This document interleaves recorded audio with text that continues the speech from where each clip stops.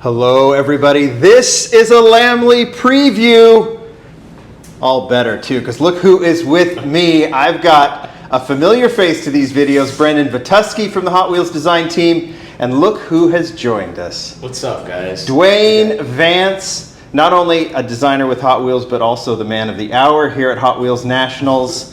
As we're filming this, we're just a few hours away from a dinner where Dwayne is going to be honored, celebrated, roasted, perhaps. Roasted, yeah, one of those things. Yeah. So we've got them. We've got some previews. It's RLC today and a few other things that both Brendon and Dwayne work on. So we're gonna. Should we just get to it? Let's just get to it. All right. So we got to start with you, Dwayne, because, like I said, it's the dinner, and you've got the dinner model. Now, at this point, when people have seen this, or when they're watching this, they've already seen this model unveiled.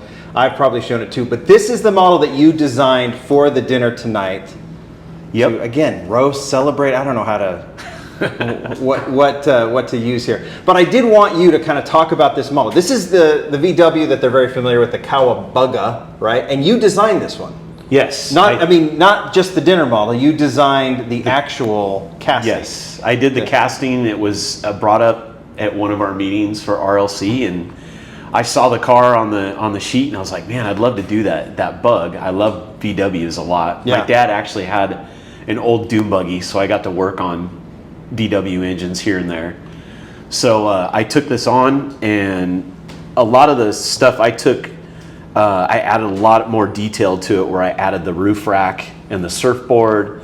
And I also wanted to do something with the lift up window, that talk about VW that offered. So VW, obviously in the older ones, they had these lift up windows that you could have on certain models and stuff. And I always thought that was the coolest thing as a kid. Yeah. So I wanted to add that to our castings because I've never seen that done before on any of our stuff. So I designed it so that you could actually lift it up and put it back down. But really? All the stuff was too fine to get into a little Hot Wheel. I get it. But yeah, you can get, as Brendon has told us a million times, you can get pretty creative with these RLC models, right? Uh-huh. You get it's like a little bit of a wider canvas, and you can do some other things as well. So this is your casting design, but then did you also do the deco on this as well? Yes, for the dinner car, I did do the deco. Why don't you open it up? Okay. Let's just do that. Absolutely. It's fun to open these up. I see Julian shedding a tear over in the Julian's background. over there. Say hi, guys. Yeah. He loves it when we Julian's destroy here his just to torture. packages. Yes, that's a proper Julian package right there. I love ripping those packages open. Especially I think about Julian every time. There we go. That sounds a little, whatever. All right, let's talk about the model. So I have a lot of really cool details on here. So first of all, on the side, you'll see that it says Vance Speed Shop. Yes. Oh. So I really wanted to incorporate my name on there. Yeah. It's just kind of, a nod to my dinner car. I know some put their names on it and others don't. I kind of wanted to do that for fun. And then I've also been inspired a lot by graffiti. So that's kind of why it's that script graffiti on there. Love it. And then I also incorporated kind of some of my icons that I've used through some of my Hot Wheels, like this cyberpunk style stuff. So you have like a skull, like really faint in that black area there. Oh, I haven't even noticed that. Can you see that in the camera? We're gonna put it on the turntable. I'm gonna go way close. It is there. Yeah. It's real faint. I did that on purpose. And then also kind of like the striping and things, because I like cyberpunk stuff. I would say one of the castings that I've recently worked on that I used some of that cyberpunk stuff in was the Camaro, the 68 custom Camaro. It came out last year. Yep. Yeah. Last year. Which was quite the hit. Yeah, it turned out to be pretty good. Yeah. Even though I got some bad comments about it, which was kind of funny. You work for Hot Wheels. You will get bad comments about everything. Yeah. So back to the bug, some of the details on top, I actually incorporated this livery from the old World War II planes from the P-40 Warhawk. Yeah. And I'm a huge World War II plane buff, so I incorporated that shark mouth on there. I thought it would be a really cool livery for the surfboard. And then on the suitcase, I actually included a lot of my family's initials on there. That is so rad. And that's the fun thing about these dinner models is you guys can kind of like, again, open canvas. You're kind of given a free ability to do whatever you want to these, right? Yeah. Yeah, so it's really fun. I guess the only issue you might deal with is if VW decided not to okay the deco. Sure, I guess, yeah, you got that to work with. I get that. But they were good. They had no problems at all. Good. The other stuff, you also see 3 logos on top of the surfboard up there. Yeah. And those are just, there's like a Hot Wheels flame that was kind of back from my early 2000 years. Sure. Okay, I see it in there. Yeah, and then there's also the cyberpunk skull. And then there's, let's see, the last one. Oh, is my Masters of Chicken Scratch logo. So I had my own brand where I sold my own books and had my own artwork and stuff like that. So that's the chicken claw that you see on there. This is why I'm glad we asked you to explain this so people know what they're looking at with these designs. That's so cool. That is so cool. And then those are the real fine details of it. Everything else is like I kind of added a primered hood in the back, kind of an unfinished look. Sure. I also redid the military colors of the surfboard and stuff in the engine area. Love it. And then I also incorporated drift wheels on it just because I love stuff that kind of has a retro race feel to it. So, most of the time we would never put the style wheel on an old VW. Right. But I wanted to throw that in there. Like, this was built for some drifting too. I love it. Having fun. I love it. It works so perfectly. This is awesome. I'm really glad you could explain that because, I think a lot of people that weren't able to attend the dinner are probably clamoring to get their hands on this one, and it's fantastic. Thank you. Okay, that is awesome. So I think we'll just move here. Brendon, you just still have to be quiet over here. Sorry, because we got some cool stuff I want to see. Yeah, you brought in your dinner car, but I'm seeing all this other stuff. So let's talk about some of this stuff that is here on. Let's go ahead. In front of you here. Let's go ahead and talk about the Porsche here. So this is a sneak peek, and this is actually coming out of our track fleet line, which used to be called Track and Trucks. Yes. And so we wanted stuff that we'd walk right past to get to the other. Exactly. Sorry, guys. Yeah. It is very true. So we wanted to inject a little bit more excitement into the line and branch out beyond just trucks and stuff like that. So we wanted to call it Track Fleet because that kind of broadens our doors. It doesn't narrow you down to trucks or anything like that. So this is going to be kind of the first one that's coming out, this like drift Volvo with a lowered trailer. Oh, look at, and we're familiar with this Volvo casting, right? I mean, obviously it's been modified. Yeah, it's a little different than the main line. Casting. So some of the extra stuff I did is I tore off the bumper, added fog lights, and you got the intercooler there, and then you've got the intake. Yeah. And then one thing that's really made this one different is that you can pop that off. So that really stays. It does because it's actually made to go on track. I have to still make it track compatible. To be really attached. Yeah. So I got the inspiration for this Volvo from an old hill climber back in the 80s where I had seen where they chopped off the rear end. Yeah. And I thought it would, if I had to run it through a loop, you could run that through a loop because it's missing the rear. Sure. Because that's a bad thing about wagons. It's got this They're extension. Yeah.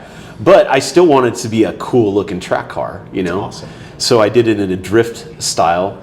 Plus you've got the trailer now. And I got some of your cyberpunk vibes in there too. There's like for sure. of it. Yeah. Yeah. A lot of the cyberpunk stuff I do, I'll take off panels and expose mechanics and things like that, and the way the pipes are done, and even got the X's on the headlights, which I think they did that on the basic casting too, the original one that Fraser did. Yeah. The other thing I did change about this one is I used medium wheels on both. His is actually staggered. Oh, you're right. On the basic. Yeah. Okay. So moving from that, we felt like we could do a really cool Porsche. We love working with Porsche. They're just a great manufacturer to work with. And I actually sent them sketches of doing an off-road 911 based on our 1976 casting. Yeah. And so what we did there is we took our Baja wheel and added it, then lifted it, and then did a bunch of Baja style fenders where we widened it up, put some vents in the front, and then you have a bunch of kind of stuff up here like jerry cans and the what do they call those planks to get you out of the dirt? I can't think of the name right now. Planks to get you out of the dirt. Yeah, planks to get you out of the dirt. Yeah. And then on the trailer, you know, we incorporated some racing stuff. So you've got the tires, but then kind of incorporating some of that real kind of cool Hot Wheels flair. You got the surfboard on there. Then you've also got the bodyboard on the side. Oh, look at that. So a lot of really just fun elements to it. But this would be kind of the inspiration behind this would be as if it was kind of a race based on a surfing safari, you know, Sure. like they got to race to the next surfing destination. I love that, and yes, we won't stop. Keep looking back at Jimmy. We won't stop there. We'll be picking. I will be picking both of those up for sure.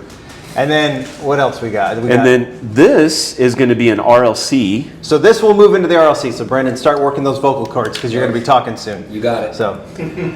So this is going to be the Audi Quattro, the S1 rally car. Everyone kind of knows this one. It's that infamous one that's yellow and white from 85, 1985. Yes. Yeah. And some interesting facts about this. A conversation that Jimmy and I had, we started looking at this casting compared to our 84 Quattro, right? Yeah. And Jimmy was looking at it. He goes, hey, why doesn't the housing look the same as our 84 Quattro? Because we noticed it was a little bit longer and had some more curvature and stuff to it. Well, that's a good point. But when I was designing this car, I used so many images. I was lining it up, making sure it was dead on to the S1. And as I did more research, I found out on the S1, they actually took off about 2 inches out of the front to slope the windshield back more. Really? To decrease the glare. And they even flatten it out more too, so it doesn't have as much arch, and the whole housing back here is shorter than their normal street Quattro. So you did it on purpose? Yeah, so I did it on purpose. You did it right. And I did it right, yeah. I mean, because I do base a lot of my stuff on visuals, because as designers, because sometimes you're not going to find those facts online. No. Where someone, you know, I mean, obviously race cars, they modify like crazy. You don't find out everything that they do. But I actually found that out through a guy that was building a replica car of this. Of the Audi. And he did all of his research and did all the measurements and stuff, found out it was 2 inches shorter on the housing. So just kind of interesting. Insane. Dwayne, you just wanted to prove me wrong, dude. That's true. Yeah, and I wanted to prove Jimmy wrong. Which is always a joy. That's right. It was worth it in itself. You're worth it, yeah. Well, that is fantastic.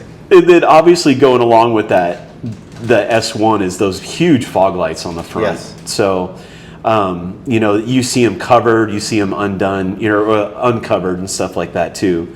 And then to add to all the detail is the hood will be able to pop up, and then we'll have all kinds of engine detail in there based on the original engine that was in there. Cool. So that is so cool. So yeah, obviously what people are not, I should always point that out, what people are looking at is an early 3D print, right, of the model, which means it's in development now. You've got it pretty much how the casting is going to look, but we might see some modifications or changes as we go. But this is something that we can look forward to in the coming months or year or whatever. Soon. They should be cutting steel right now. Really? Yeah. Okay, so we'll be seeing this one develop, especially RLC members. You guys will post that stuff. Yeah, we should have metal by LA show. Okay, awesome. Well, Dwayne, you got this video off to a good start. All right. I'm Thank you very excited. much. Like I said, we'll get this dinner model all in everyone's hands tonight, but everyone will see this at this point. Now we got to move to this guy.